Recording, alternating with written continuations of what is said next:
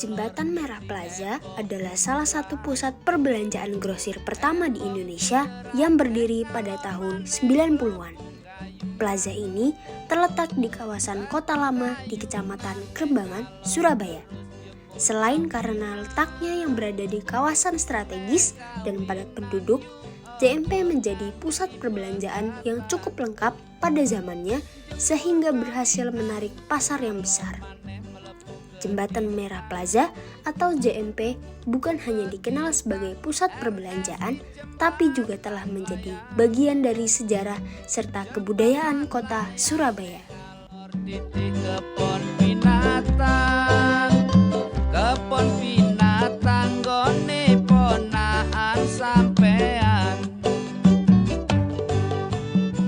Pada tahun 1900-an, yang juga merupakan periode kolonial akhir, kota menjadi sebuah indikator masyarakat modern di wilayah-wilayah Asia. Pada masa itu, investasi besar-besaran tengah masif terjadi di kota-kota potensial di dunia. Surabaya misalnya juga menjadi salah satu kota penting dan besar kala itu. Bangunan-bangunan megah mulai dibangun, sektor-sektor industri mulai bermunculan, dan para pedagang asing berlalu lalang.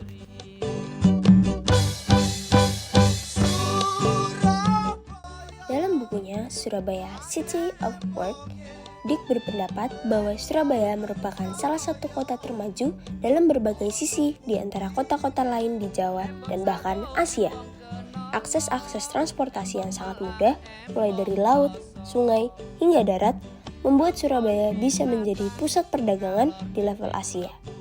Dilansir dari Good News from Indonesia, Jembatan Merah Plaza sudah berdiri sejak 18 Maret 1995 dan menjadi pusat grosir pertama di Surabaya. Keberadaannya yang strategis di sebuah kawasan bersejarah menjadikannya populer baik bagi para pembeli biasa maupun tengkulak. Akan tetapi, seiring perkembangan zaman, Jembatan Merah Plaza atau JMP juga harus menghadapi berbagai macam rintangan. Dinamika fluktuasi jumlah pelanggan berperan besar dalam kemunduran JMP, khususnya JMP 2 hingga harus ditutup oleh pemerintah.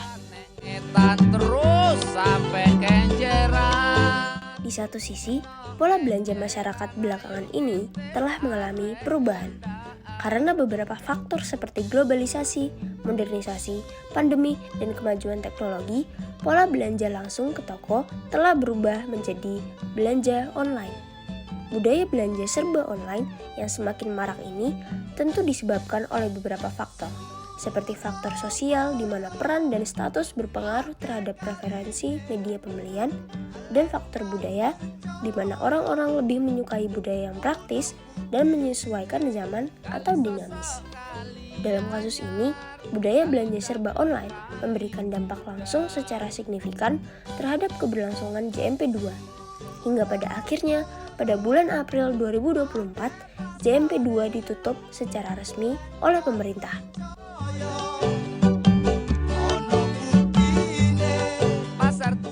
Meskipun JMP 1 masih bertahan hingga sekarang, tapi bisa dilihat perbedaan antusiasme masyarakat untuk berkunjung ke JMP dengan objek kebudayaan lain yang ada di sekitar lokasi Kota Lama. JMP yang dulu menjadi pusat perbelanjaan bahkan kini telah kehilangan masa jayanya saat pandemi COVID-19 memaksa masyarakat mengurung diri di rumah.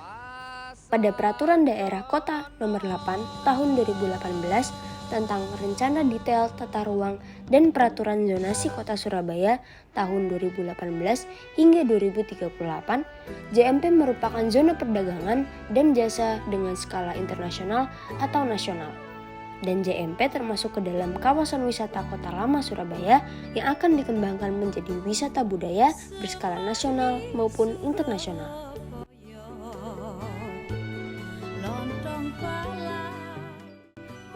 Narasumber yang kami wawancarai menilai bahwa beberapa faktor yang mempengaruhi rendahnya pengunjung JMP adalah tidak adanya perawatan dan pembaruan pada gedung dan fasilitas plaza.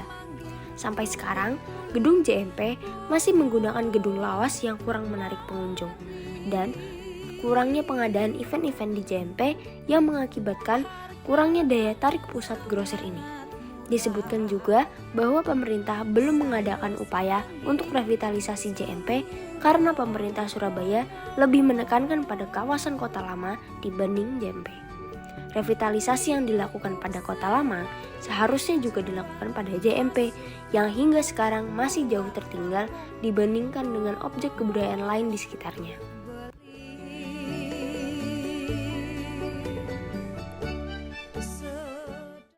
Kalau menurut saya sendiri, pemerintah ini perlu berperan aktif ya, mendukung komunitas-komunitas yang turut melestarikan dan memajukan budaya yang ada, yang dimana jika pemerintah ini berperan aktif, maka budaya yang ada ini lebih dikenal dan lebih lestari lagi. Kalau melihat sekarang, kebudayaan yang ada di Indonesia ini mulai pudar atau mulai terlupakan karena masyarakat Indonesia ini lebih tertarik dengan kebudayaan yang ada di luar Indonesia seperti K-pop dan yang lain.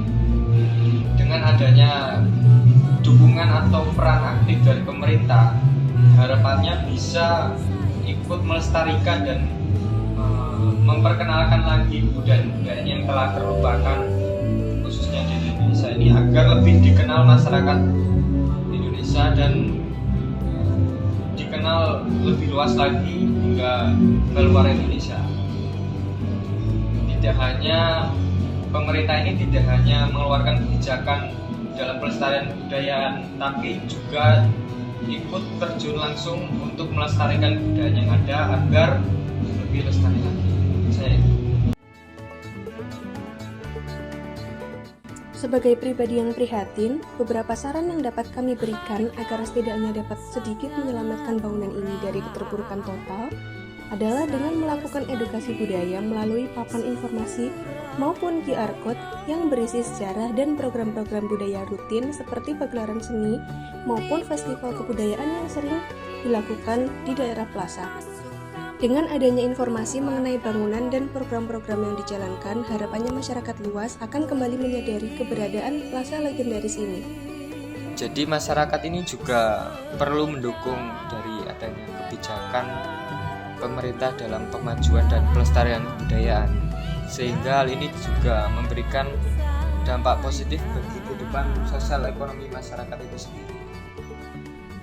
Oleh karena itu, inilah saatnya bagi semua pihak untuk bergerak bersama untuk menghidupkan kembali semangat dan budaya-budaya JMP. Pemerintah diharapkan menjadi lebih proaktif dengan menyediakan dana untuk mendukung operasi, pendanaan untuk perbaikan, dan juga mengatur program-program budaya seperti pertunjukan seni dan festival budaya yang dapat memperoleh manfaat dari masyarakat. Dukungan ini akan sangat berguna bagi bangunan legendaris di Surabaya satu ini. Ini tidak hanya untuk melestarikan sejarah, tetapi juga menggabungkan komunitas dalam kebanggaan identitas lokal.